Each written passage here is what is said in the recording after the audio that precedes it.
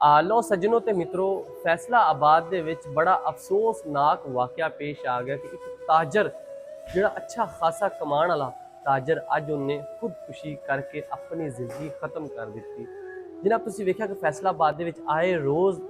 ताजरां दे वाकया पेश आ रहे हैं, खुदकुशी कर रहे हैं। जिद्दां कि पिछे ये ताजर जिन्हें कि अपनी पूरी फैमिली नूं गोलियां मार के कतल कर दिता सीगा और उस तो बाद उन्हें अपने आप को गोली मार के खुदकुशी कर ली सी, क्योंकि वो भी मामला सिर्फ पैसों का लैन देन का सी। और अज वाला जो वाकया वा ना, यह बड़ा अफसोसनाक वाकया वा कि एक चंगा भला बंदा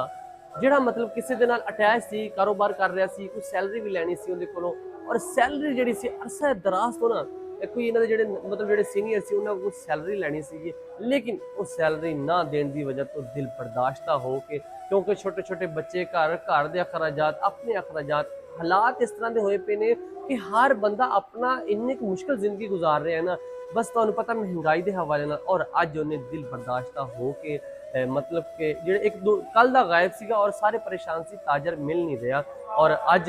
जनाब ओदी जिहड़ी घंटा घर एक निजी होटल आ उहदे विचों ओदी डैड बॉडी मिली, और उस तो पहले उन्होंने एक वॉइस मैसेज छोड़िया सी जिहदे विच कुछ लोगों के नाम लए जा रहे हैं और उन्होंने कह रहा है कि मैं तुहाडा बड़ा मिन्नत तरला किया, तुहाडी बड़ी मैं तुहाडी रिक्वेस्ट की, बड़े अरसे दराज तो मैं तुहानू मिन्नत तरला करदा रहा कि मेरी सैलरी के पैसे दे दो, मेरे बहनोई के पैसे मैनू दे दो, लेकिन तुसी पैसे नहीं दिते। और अज मैं दिल बर्दाश्ता हो के और जेड़ा ये मैं खुदकुशी कर रहा वा, ये जिम्मेदार भी तुसी होवोगे